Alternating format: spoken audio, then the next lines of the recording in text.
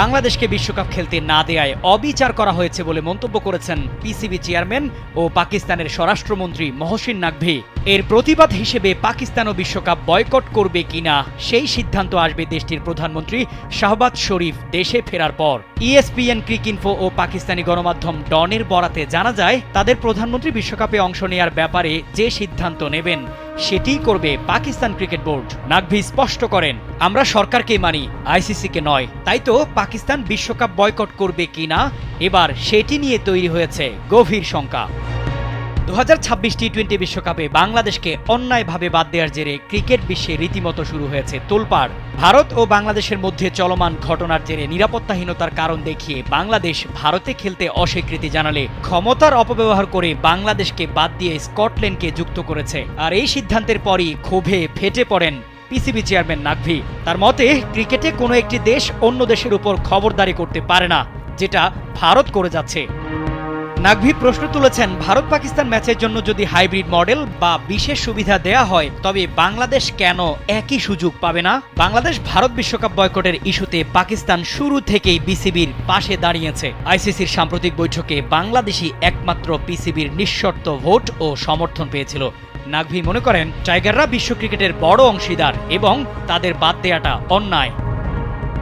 Cricket ইতিহাসেও এমন নজির পাওয়া যাবে না, একটি পূর্ণ সদস্য দেশকে পুরো টুর্নামেন্ট মাঠে গড়ানোর আগে একরকম ক্ষমতার জোরে সরিয়ে দেয়া হলো। আইসিসি যে স্বাধীন নয় তা গোটা বিশ্বের সামনে পরিষ্কার হয়ে গেল বাংলাদেশের সঙ্গে এমন আচরণে। 2007 টি-20 বিশ্বকাপ চালু হওয়ার পর প্রতিবারই বাংলাদেশ অংশ নেয় সব আসরে, এবারই শুধু হলো তার ব্যতিক্রম। এতে প্রশ্ন উঠেছে, আইসিসি আসলে চালায় কারা? দেখুন, আমরা কিন্তু এতদিন যত কথা শুনেছি বিসিসিআই এর কিন্তু কোনো স্টেটমেন্ট আমরা পাইনি, কারণ তারা যে বলটা কোর্টে নিছে সে কোর্টটা ছিল আইসিসির কোর্টেই সারাক্ষণ ছিল। আমি আপনাকে বলি, আইসিসিটা কি, আইসিসির যে এই যে সঞ্জয় গুপ্তা যিনি সিও, উনি কিন্তু ইন্ডিয়ান। আইসিসির যে প্রেসিডেন্ট তিনিও ইন্ডিয়ান। ICC president Indian. শুধু তাই না, আপনি আইসিসিতে ওয়ার্কিং গ্রুপ, যেটা ওয়ার্কিং গ্রুপের 70% বেশি হচ্ছে ইন্ডিয়ান, যারা হচ্ছে আপনার এক্সিকিউটিভ সিদ্ধান্তগুলো নিয়ে সেটাকে বাস্তবায়নের জন্য আইসিসি বোর্ড অফ ডিরেক্টরের কাছে পাঠান।